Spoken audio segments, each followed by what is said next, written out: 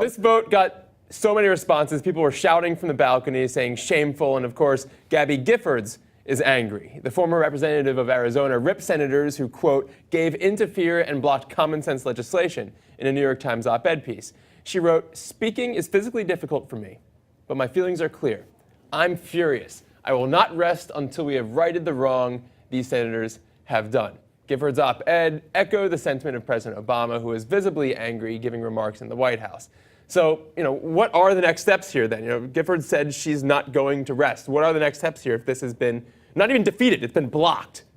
Right. Well, that's right. There was no actual vote on the final bill, for instance. Just the amendment, which was the compromise that would be inserted into the legislation and basically become the bill. That was shot down.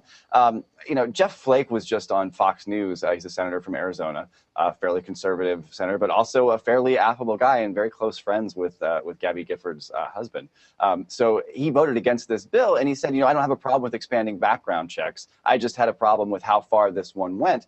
And if that were a sincere objection, somebody like Jeff Flake could have offered an amendment to the bill saying, why don't we try and change it this way? Instead of trying to shoot down the entire process, which is what actually happened. So I think Joe Manchin has said that he'll try to move some other type of bill on this front.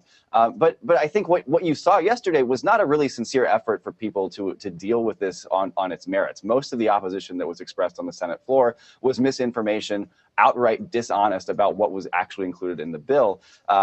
You saw a senator from Nebraska, Mike Johann, say that this bill would require the FBI to approve of a father giving a gun to a son as a gift.